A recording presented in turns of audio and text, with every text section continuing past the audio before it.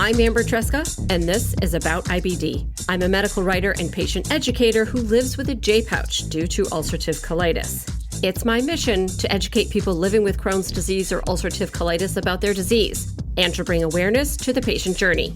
Welcome to episode 140. Being diagnosed with a chronic condition is a lot to take in. The condition winds up affecting every part of our lives, including school, career, finances, and all of our relationships. What can help is learning to accept how living with these conditions affect our lives. Acceptance doesn't mean giving up, though, but it does mean that we may need to achieve our goals in a different way. My guest is Maalvika Bhuvansunder. Like many of us, Maalvika's life was upended when she was diagnosed with Crohn's disease. She wound up putting many of her goals aside for a time until she got the disease under control. What was surprising to her was that she worked so hard to achieve remission, but it didn't turn out to be what she expected. She describes her diagnosis journey, including why she had to change doctors, and how her time as a fellow with the nonprofit patient organization, the Crohn's and Colitis Young Adults Network, helped her to find her footing and get back to her life. Hello, Maalvika. Thank you so much for coming on About IBD. Thank you so much for having me here. It's a great opportunity and I'm super excited for this. Oh, me too. Me too. Okay, so let's first begin with some introductions. So I wonder if you would tell me a little bit about yourself. Okay, sure. So as you all know, my name is Maalvika. My pronouns are she, her. So currently I'm in training to become a psychologist. So that's great. And to speak more about my IBD journey, I've been having Crohn's since 2016.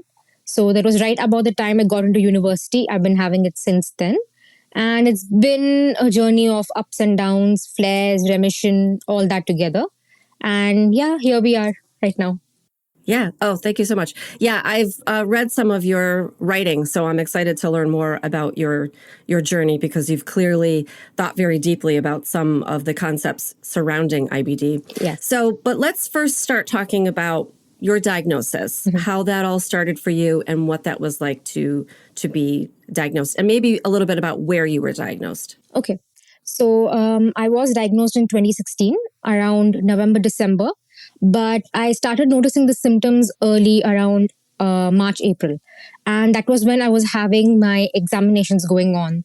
So everybody just dismissed it as stress. And, I was losing weight and having these symptoms because of stress. Mm-hmm. But then when the weight loss was really unexplainable, we decided to go to a doctor. Mm-hmm. But I was initially diagnosed with anemia. So they were like, you have an iron deficiency. That's why you're losing weight, nothing else. And they gave me a bunch of iron tablets, which aggravated my symptom, which I know now, not then, because as we know, iron tablets really hurts your stomach if you have Crohn's or weak stomach in general. So this was around May when I was diagnosed with anemia, and then the weight loss was just not stopping. And I started to get pain, frequent diarrhea and all that. So then we changed the doctor. We went to another GP. And this time I was diagnosed with amoebiasis. So still not IBD, something else completely. And it's when the doctor decided, let's just do an ultrasound to see if things are all right. He noticed a severe inflammation. That is when he decided, we should send you to a gastroenterologist. And this was around November when I went to the gastro, had a colonoscopy and all done, got the official diagnosis of IBD, but not Crohn's. It was ulcerative colitis at that time. That's what I was diagnosed with. Yeah. So this all happened in Dubai because I have been living in Dubai my entire life. So yeah, this was my diagnosis journey. And then you have had surgery, I know, because from reading your writings. Was that the only surgery? Can you tell me a little bit about what happened there? Yeah, sure.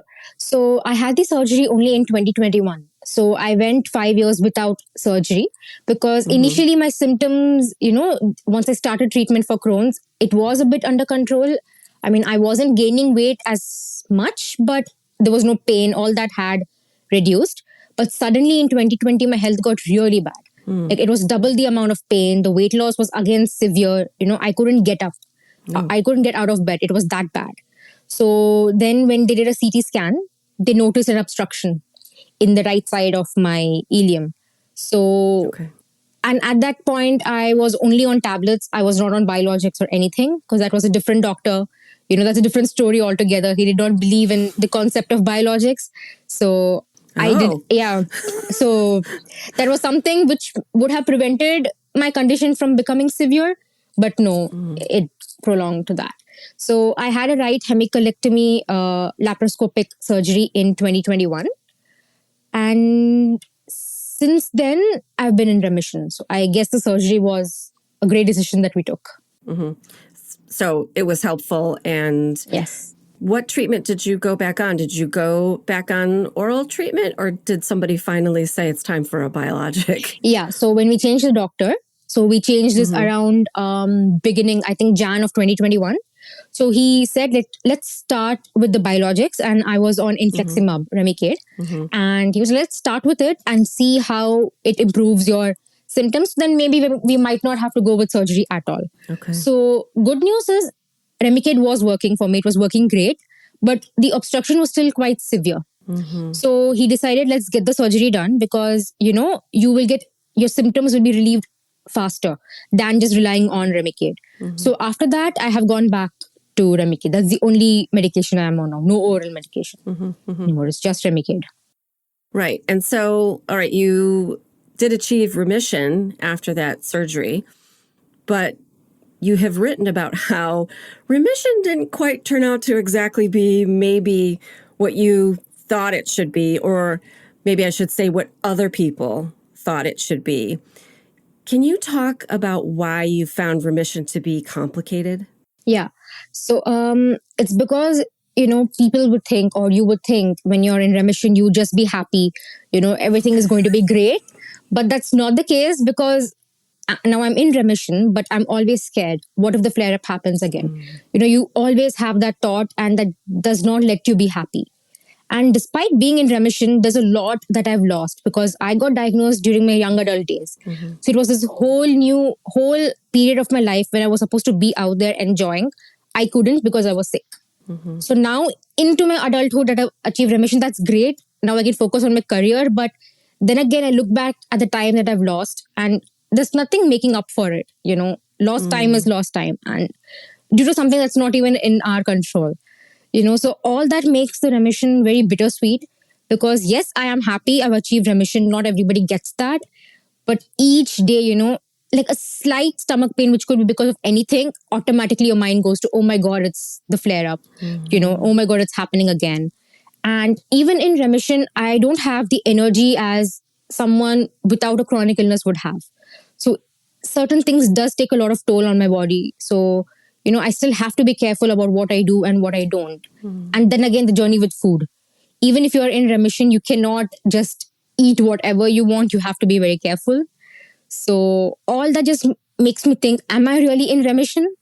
Because if each day I'm going to be living as if, what if it comes back? Then, that's why it feels very bittersweet for me, the remission. But others don't seem to understand that. They would always think, okay, you are fine now. They say you're cured, but they don't really understand that Crohn's is not curable. And, this is something I have to deal with throughout. So even all those comments from other people just makes it really difficult. Yeah. So for anyone listening, Maalvika made the little air quotes for cured because yes. As we all know, it doesn't really work that way for us, unfortunately. Yeah.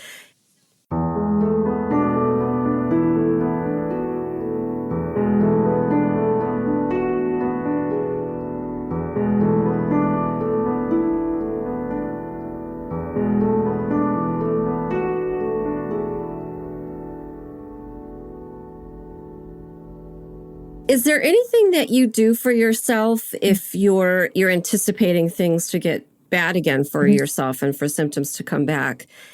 Do you have any ways that you cope with that, either in the moment, say if you're out with your friends or something, or anything that you do sort of long term to cope with the idea that the disease may come back again?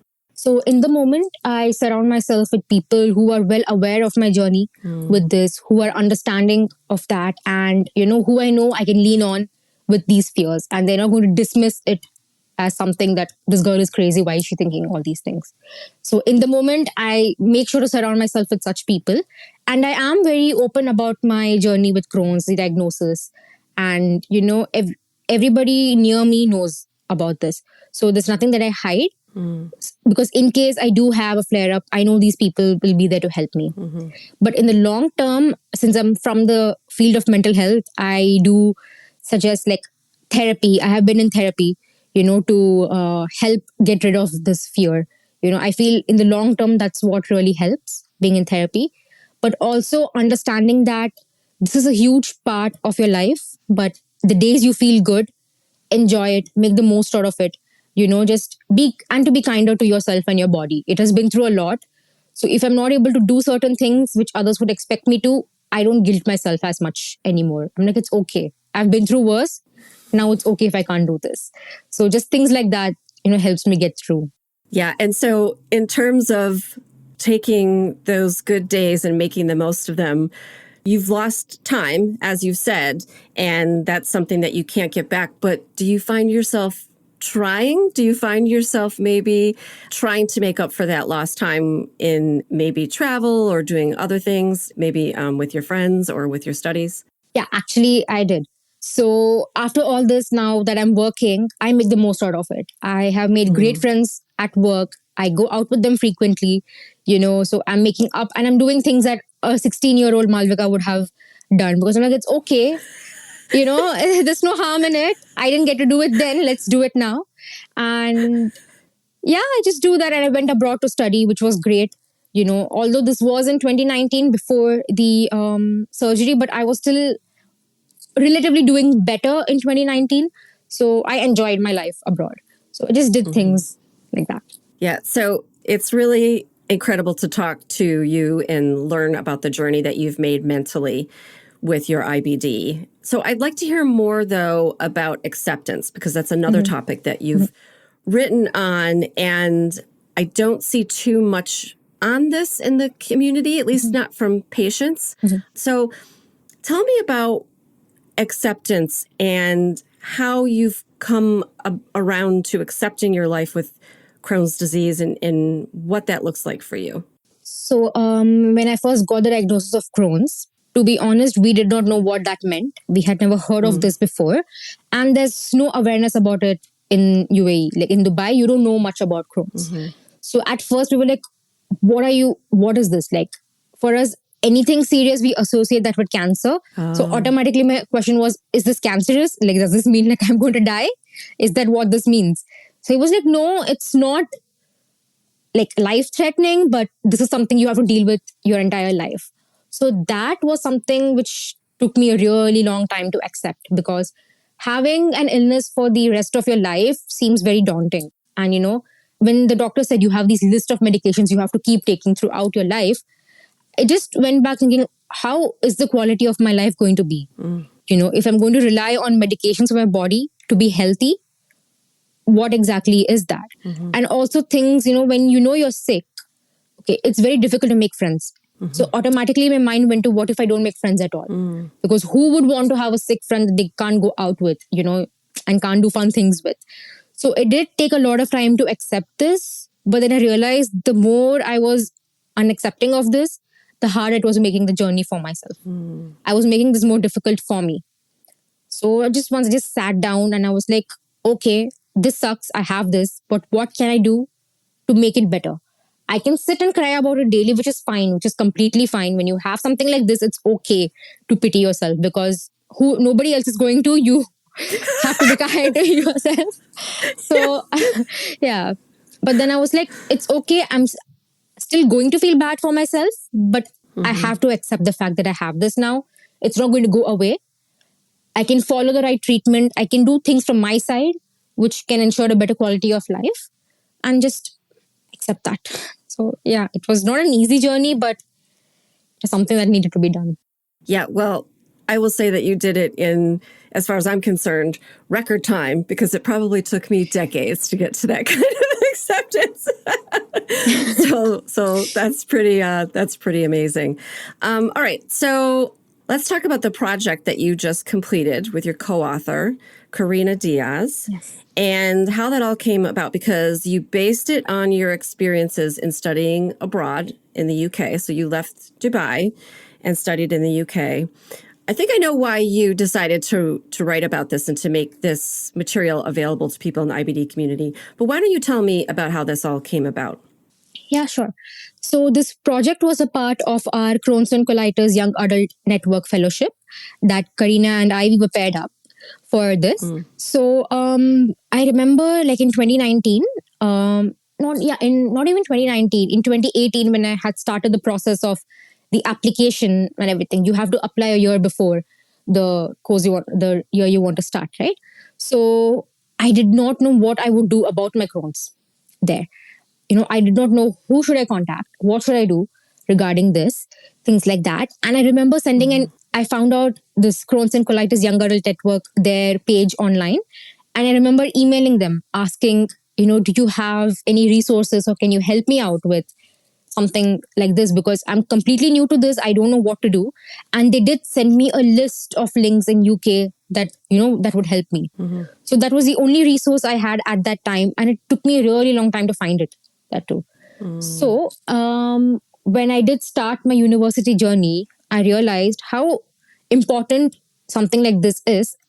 Even in countries like US, UK, when there's a lot of awareness regarding IBD, if you don't have the necessary materials, especially for students, it's really daunting. It's really difficult.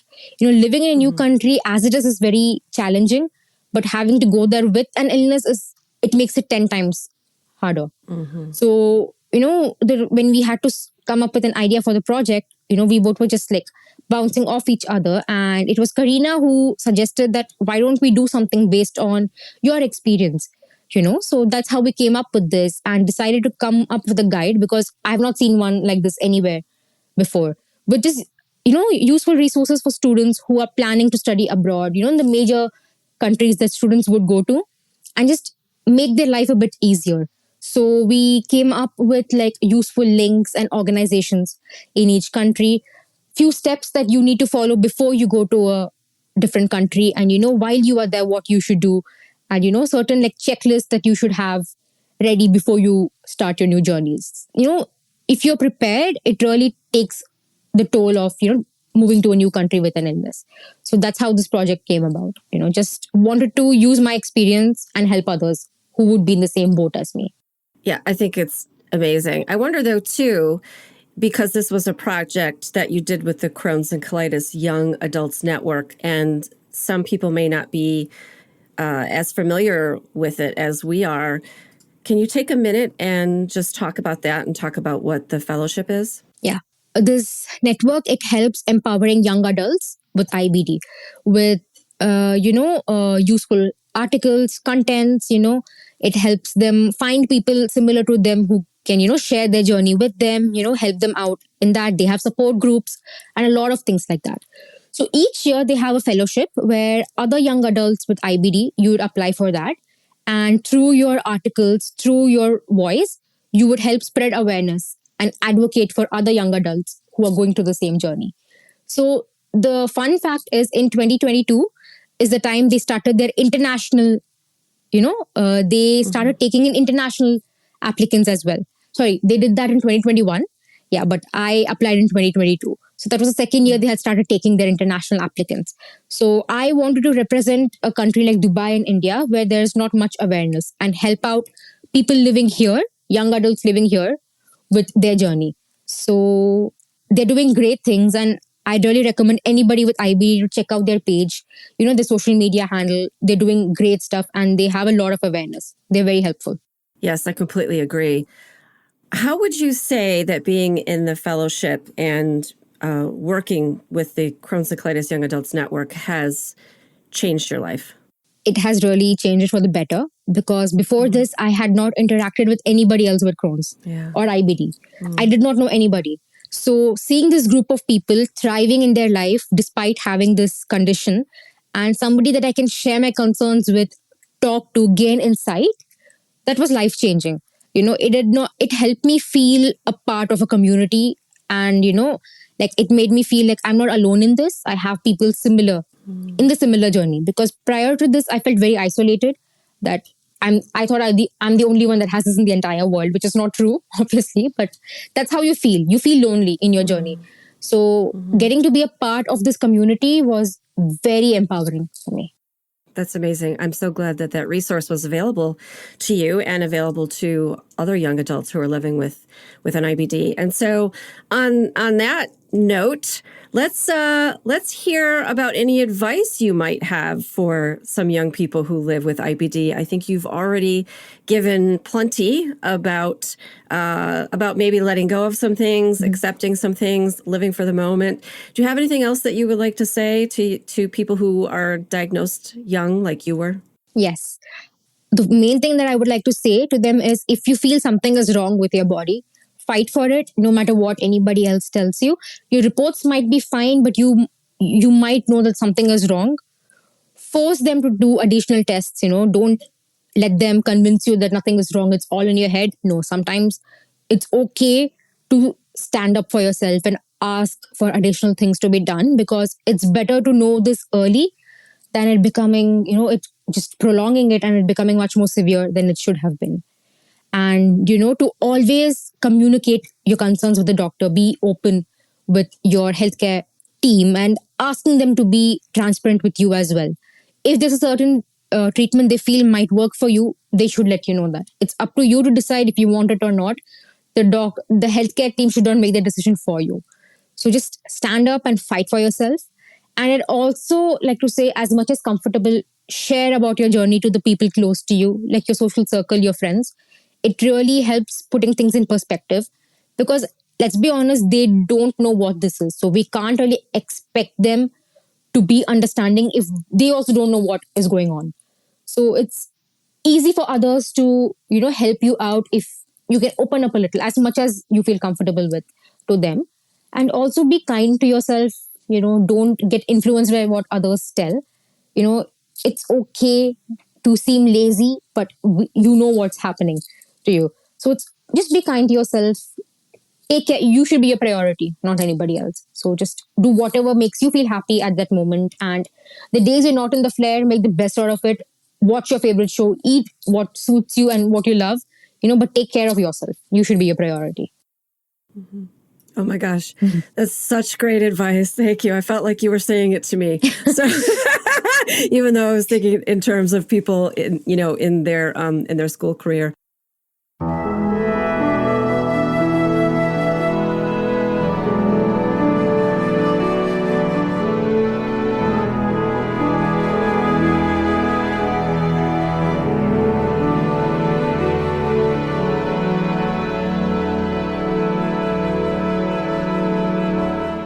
Tell me about what your life looks like today. What are you working on now? What do you hope to do next? So I have shifted from Dubai to India. So that was a huge change for me. 20 years of living in a country and then moving back to my supposed home country, but Dubai feels more like a home to me. So I've been just tackling that, the entire change, and, starting a new career in a new country for me.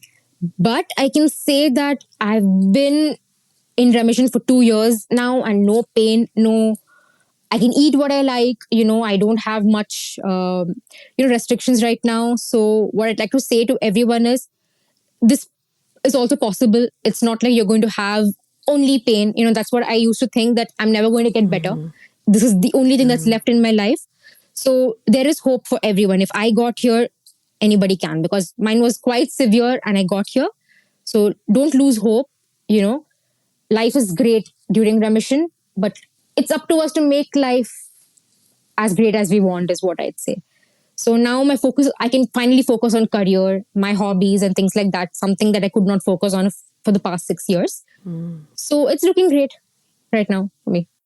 So, well, what are some of the hobbies that you do? So I really love dancing. I was training to become a dancer, this Indian classical form, but I had to stop that during once I got the Crohn's diagnosis, because I could not. So I am going to be restarting my dance classes, and I love swimming. I do swimming and then reading. These are my hobbies. Wow. So that's a whole other level of acceptance of change for you. What was that process like? So this is something that I used to go on, give dance performances and things like that. It was my passion. So I never thought there would come a day when I had to stop doing that. Yeah. But now I'm glad that I can start it back again. I won't look at the past now. I'm just glad I can start it back. So yeah, I'm grateful for that. Yeah. That sounds really great. Oh, wow. That's going to be wonderful. So what do you do when you go out with your friends? What's a fun night out for you right now? Dancing? Yeah, in Dubai, yes, we do go out for that. But we all love food. We are major foodies. So we explore new places. And they are very, tolerant about my restrictions. So I Google the menu beforehand and I see what I can eat and cannot eat. So we go out exploring food. We love movies. So we go out for movies and arcade, things like that. We go do all that. And of course, shopping. I love shopping. So that's another yeah. And it's quite hot in Dubai. That's all you can do, be indoors and do things indoors. Outdoorsy stuff only happens in December. So till then, you do everything possible indoors. Yeah. So Maalvika, it has been amazing to connect with you and to talk with you today. I really appreciate everything that you're doing for the IBD community and then also for taking the time out to talk with me today. Can you let everybody know where they can find your work online, where they can find you online? Sure. So this guide, they can find it online on the Crohn's and Colitis Young Adult Network's website. So in their fellow projects, they can find this on their website. And they can also find this on my LinkedIn. It's under the name Maalvika Bhuvansunder. That's my LinkedIn handle. So they can find it on that as well. Perfect. And I will put all that information in the show notes and on my website because you're doing such incredible work. I was so just inspired by your writing and then the fact that you came out with this guide that you co-authored with Karina. There really isn't a lot out there, as you well already know, about this. And so it's very much needed. So thank you for you guys for putting it all together and then for also speaking with me today. Thank you so much, Maalvika. Thank you. Thank you so much for having me here. And if I can help out anybody who is in the same journey and was where I was a few years back, it would be great because I had this fellowship. This Crohn's and Colitis Young Adult Network, they were this helping hand for me. So if I can be there for somebody else, that is great. That's all that I'd want.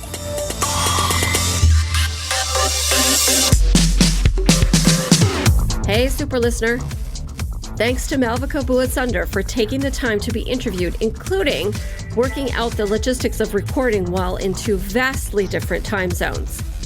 Her journey to acceptance was hard won. She has shared much of it in her writings, which I will include in the show notes. Even if you've been living with IBD for some time, or you have been treating people with IBD for many years, I can guarantee you'll benefit from reading about her experiences. Links to a written transcript, everyone's social media handles, and more information on the topics we discussed is in the show notes and on my episode 140 page on aboutibd.com. Thanks for listening. And remember, until next time, I want you to know more about IBD. About IBD is a production of Mal and Tal Enterprises. It is written, produced, and directed by me, Amber Tresca. Mix and sound design is by Mac Cooney. Theme music is from Cooney Studio.